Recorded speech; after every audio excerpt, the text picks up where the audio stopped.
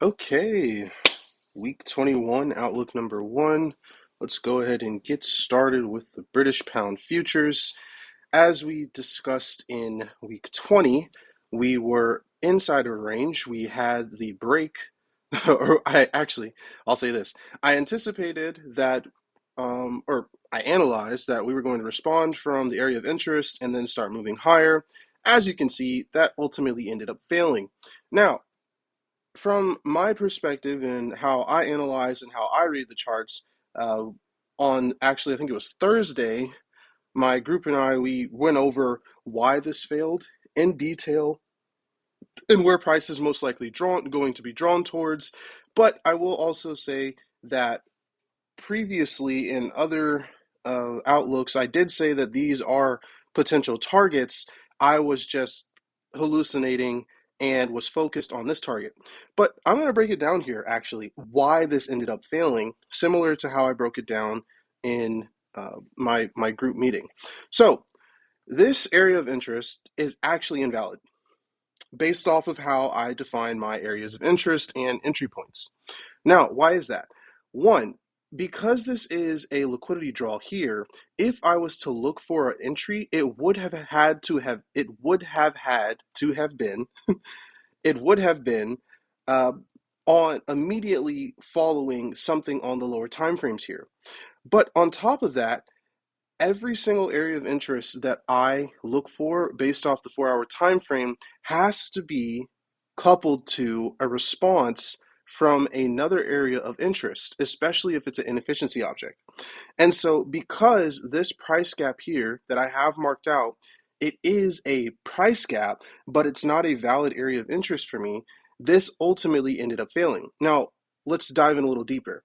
So as we can see, this action here is a liquidity draw, but this action did not mitigate a previous inefficiency object over anywhere over here, right? This candle here is already mitigated, but even that had been invalidated based off of my rules because we broke the threshold of the candle's body here, which would have been the price gap here. So that already got mitigated, and then we run lower yet again, and that is mitigated as well.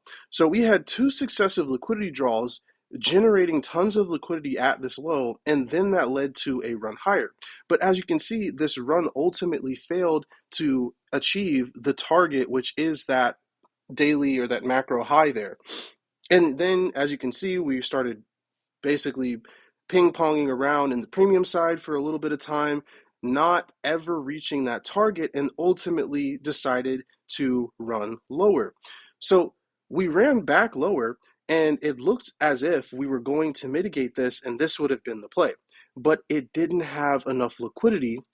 Logically speaking, from the price action perspective, this did not have enough liquidity, and it did not have any support based off of mitigation of a previous inefficiency object to move the money into this area in order to send price higher. And ultimately, as we can see, price decided to give a response, invalidation, no follow through, whatever you want to call it, and that is what led price to go lower. All right. And so what we end up having now is price ultimately ran not only this low, but this low as well, and diving deeper into the discount side of this macro range. So what we're looking for now that we have this, I can actually clear a lot of this chart. We've mitigated so many targets. Cleared, cleared. All right, it's gone. Okay, so as of right now, what we're looking at is we're trying to figure out where price is going to go inside of this range. This range, to me, is still not balanced, right? Especially if price is doing all of this and creating liquidity on this side. But I also don't want to marry the idea that price has to come up to these highs. And the reason why I say that is the whole point of a range to me is to mitigate inefficiency objects that are created inside of that range. When it comes to generating equal highs and lows or these liquidity points inside of the range, those are just fuel stations effectively for price to use to generate either more liquidity or generate more inefficiency objects to maintain the range or spark price action that will lead to the actual move pressing out of the range, either higher in this case or lower. So it's not imperative that price runs back to this high, but it is likely depending on the preceding or succeeding price action that occurs inside of this range. If price pulls back and mitigates this area of interest that I have marked up here, and it decides to run higher, then yes, I definitely see price running towards these highs, because this would be a target in which a lot of liquidity has been set up and is resting, and would likely be would likely be mitigated. Right now, why do I choose this as my area of interest? So similar to what we just talked about here, applying that exact same logic to this area of interest that I have marked out is actually valid. Now, why do I say that?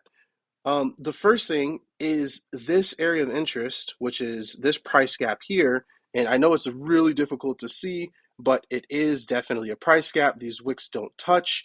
50% is unmitigated, 100% is unmitigated, and it fits all the other characteristics. But the primary one of why I say this price gap is valid, and it's also following, this liquidity draw. So we've built up liquidity, we've built up structure here in order to validate this price gap. But the primary reason is that this price gap creation is a part of the mitigation of a previous price gap. Now, it's not important here. It's not important that this price gap itself here that I just marked out with the green box mitigated a previous price gap.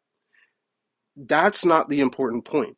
The important point is to understand from a price action perspective where the money is located.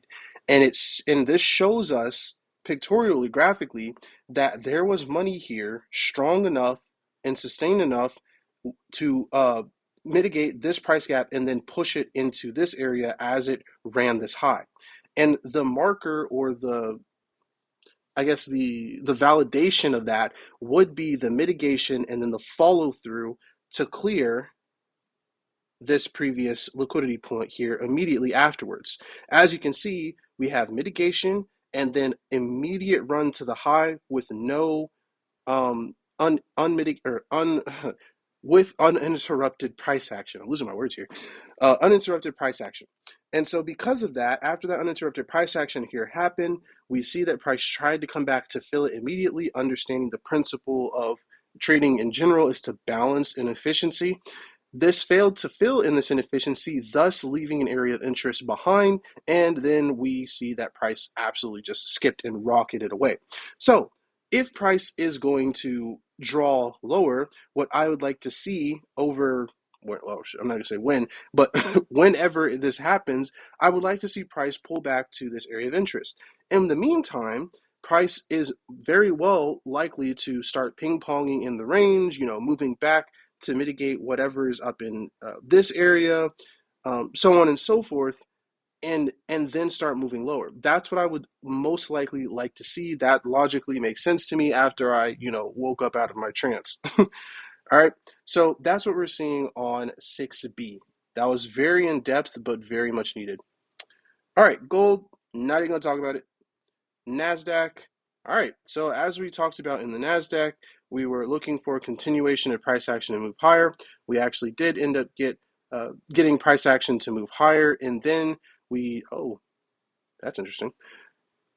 As this is new developing, because I have not looked at the chart, obviously, we have the creation of a new price leg, basically from this low here all the way to that high here. We broke this low right here, and now we've generated the price leg. But this is very interesting because price has decided, or sorry, this is our structural point of the price leg. So, let me quit hand waving.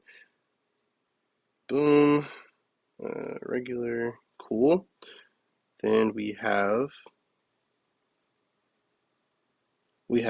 high, low, high, which broke, this high, cool. And then we have this low here, which gives a break of structure, as you guys can clearly see. Like that. There we go. Break of structure, and that validates this as the high of the price leg. And so now our price leg exists from this low to this high, with this being our structural point because we're in a bullish range or bullish run. And so now what we have is we can see that this price leg is completely mitigated. There's nothing left other than liquidity points in order to send price higher or lower. So either this thing is about to pop or this thing is about to drop. And if it drops and we have a breakup structure of this low, then we will be transitioning yet again into a range. Now, where is that range going to happen? Well, if we remember correctly, this is the last high that was broken. And what caused the break of that high? Well, something in here. But I'm not going to analyze that as of right now. I'm going to wait for the price action to develop, then analyze it. But be on the lookout for that. All right. Then we have the Dow Jones. Okay. So the Dow Jones, we are still still inside of our 4-hour range. As expected, I definitely went over the target, which was this high here, what we'd be looking for. And as you can see, we are just slowly inching higher, but also giving very strong moves, giving very strong moves based off the premium to go lower here. But we are performing liquidity draws as we move higher. So we're having sustained movement higher, but we're having very strong and impulsive moves lower. So this is a very interesting area to look at.